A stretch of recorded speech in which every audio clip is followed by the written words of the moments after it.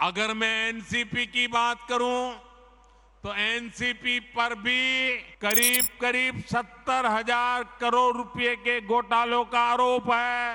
Maharashtra state cooperative bank घोटाला, महाराष्ट्र सिंचाई घोटाला, अवैध खनन घोटाला, इनकी लिस्ट भी बहुत लंबी है।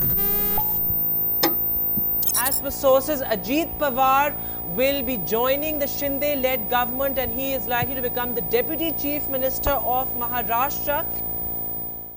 तो देखा आपने कैसे एक ही हफ्ते में प्रधानमंत्री ने जिनको सबसे भ्रष्ट कहा था उन्हीं को साथ लेकर सरकार बना डाली। शिंदे और फडणवीस की सरकार जो पहले से मजबूत थी, उनकी सरकार को अब अजीत पवार का भी सहारा मिल गया है। महाराष्ट्र में पहली बार एक मुख्यमंत्री और 2 उप मुख्यमंत्री बने हैं। अजीत के साथ एनसीपी के 8 बड़े नेताओं ने भी मंत्री पद की शपथ ली है। रविवार छुट्टी के दिन महाराष्ट्र की जनता अपने टीवी सेट्स पर एक पॉलिटिकल ड्रामा देख रही थी। कुछ तो अवसरवाद की राजनीति से इतना उदास दिखे कि उन्होंने अपना इलेक्शन कार्ड ही जला दिया। कहा यह जा रहा है कि ज़्यादातर नेता जो अजीत पवार के साथ गए हैं उन पर कोई ना कोई भ्रष्टाचार का आरोप ज़रूर हुआ है। भाजपा की वॉशिंग मशीन का असर कुछ ऐसा कि महाराष्ट्र में कांग्रेस के पूर्व नेता हर्षवर्धन पाटिल ने तो ये तक कहा था कि भाजपा में जाने के बाद अब उन्हें अच्छी नींद लगती है। ये बात तो हो गई भाजपा की, लेकिन अजीत पवार के रातों रात नेता प्रतिपक्ष से उप मुख्यमंत्री बनाने के पीछे क्या क्या कहानियां छुपी होंगी, कहना ज़रा मुश्किल है। आज की वीडियो में हम बताएंगे कि कैसे अजीत पवार के साथ गए नेताओं में से अधिकतर के ऊपर ईडी के केसेस है। कईयों का ये भी कहना है कि ये ईडी फैक्शन ऑफ एनसीपी है जो बीजेपी के साथ गया है। सच क्या है, एक एक कर पता लगाते हैं, तो बने रहिए वीडियो के अंत तक। नमस्कार, मेरा नाम है ज़ीशान कास्कर और आप देख रहे हैं द वायर। सबसे पहले बात खुद अजीत पवार की।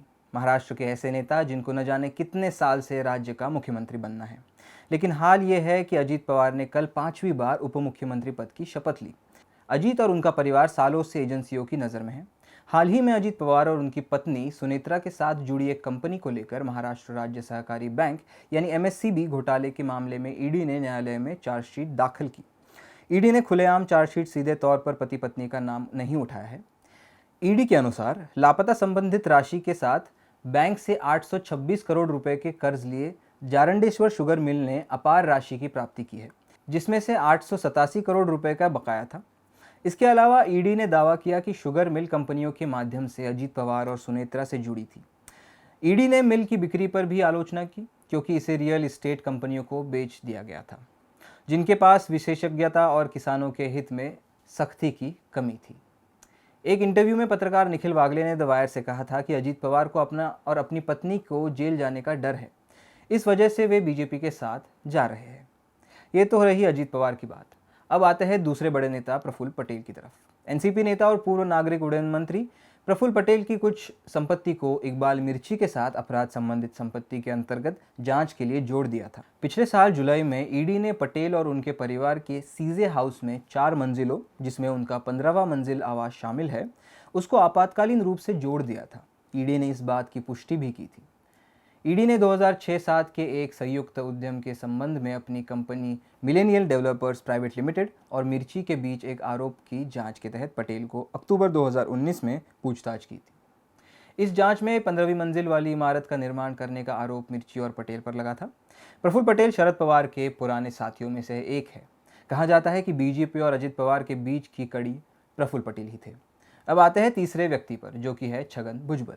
छगन भुजबल ऐसे व्यक्ति हैं जिन्होंने अपने करियर के पीक पर बाला साहब की शिवसेना का साथ छोड़कर शरद पवार की एनसीपी का दामन थामा था।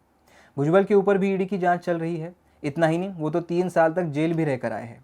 कहा यह जा रहा है कि भुजबल के ऊपर जो आरोप थे उसका पूरी तरीके से समाधान नहीं हुआ है।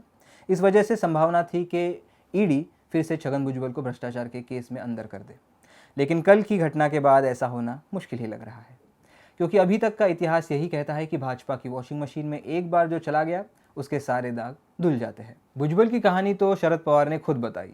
कहा कि जो 9 लोगों ने मंत्री पद की शपथ ली है उनमें से छगन भुजबल का उन्हें फ़ोन आया था कि ऐसा कुछ होने जा रहा है और वो इस चीज़ को रोकने जा रहे हैं, लेकिन जैसा मालूम पड़ा छगन भुजबल ने खुद मंत्री पद की शपथ ले ली। खैर, आगे बढ़ते हैं अगले नेता पर, जिनका नाम हसन मुशर्रफ है। कोल्हापुर के एक ऐसे बड़े नेता जिन्होंने कभी शरद पवार का साथ नहीं छोड़ा था। उनकी कहानी भी सुन लीजिए। व्यापारियों और संबंधित इकाइयों के साथ जुड़े हुए पूर्व मंत्री हसन मुशर्रफ के मामले में ईडी वर्तमान में एक मनी लॉन्ड्रिंग मामले की जांच कर रही है। ईडी कोल्हापुर में स्थित सर सेनापति संताजी घोरपड़े शुगर फैक्ट्री में 40 करोड़ रुपए की संदर्भ में संदिग्ध धन के प्रवाह की जांच कर रही है। ये फैक्ट्री हसन मुशर्रफ के परिवार के सदस्यों और रिश्तेदारों के द्वारा संचालित और नियंत्रित की जाती है। जांच ने कई संदिग्ध बैंक खातों की मौजूदगी का खुलासा किया है, जिनका दावा किया जा रहा है कि धन का प्रवाह भटकाने के लिए उपयोग किए गए थे। इसमें शामिल है उन इकाइयों के ट्रांसफर जिनके पास उपरोक्त शुगर फैक्ट्री में हिस्सेदारी है। इन 4 नेताओं के अलावा अदिति तटकरे और धनंजय मुंडे के ऊपर भी भ्रष्टाचार के आरोप लगते आए हैं। अदिति तटकरे के पिता सुनील तटकरे लोकसभा एमपी है और वो भी भ्रष्टाचार के आरोपों में घेरे नजर आए थे। तो ये थी कहानी उन नेताओं की जिन्होंने भाजपा के साथ अपना बोरिया बिस्तर लगा दिया और महाराष्ट्र की सत्ता में बैठ गए। विशेषज्ञ ये कहते हैं कि भाजपा एक मजबूत पार्टी है, तो ऐसी मजबूत पार्टी को अजित पवार जैसे भ्रष्ट व्यक्ति की क्या ज़रूरत। ये सब तो इसी की ओर इशारा कर रहा है कि भाजपा की महाराष्ट्र में स्थिति ज़्यादा अच्छी नहीं थी, तभी बाकी पार्टियों के नेताओं को अपनी ओर आकर्षित किया जा रहा है। लेकिन कहानी यहाँ ख़त्म हुई है ऐसा मत सोचिए, आगे बहुत कुछ होने की संभावना है। सबसे बड़ा सवाल कि अब एकनाथ शिंदे का क्या होगा। भाजपा को जो उनकी ज़रूरत थी वो पूरी हो चुकी है। अब क्या उनके मुख्यमंत्री पद पर बने रहने के दिन खत्म होने जा रहे हैं।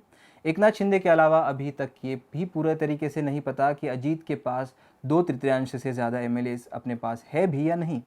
क्या शरद पवार आने वाले दिनों में इस बगावत की हवा निकाल देंगे। बहुत सारे सवाल है और महाराष्ट्र की राजनीति किसी OTT शो से कम नहीं है। तो हम प्रेडिक्ट नहीं करेंगे, लेकिन एक बात ज़रूर है कि कहानी का अंत होना अभी बाकी है। शरद पवार का तो यह भी कहना है कि 80% अजीत के साथ जो गए हुए विधायक फिर से उनके साथ लौट आएंगे। देखते हैं ये ड्रामा कहाँ तक जाता है। जो भी हो उसकी अपडेट हम आप तक पहुँचाते रहेंगे। मुझे दीजिए इजाज़त। मेरा नाम है ज़ीशान कास्कर और आप देख रहे थे द वायर। द वायर के और वीडियोस देखने के लिए सब्सक्राइब करें और बेल आइकन पर क्लिक करें। स्वतंत्र पत्रकारिता की आर्थिक मदद करने के लिए डिस्क्रिप्शन में दिए गए लिंक पर जाएं और अपनी राशि चुनें।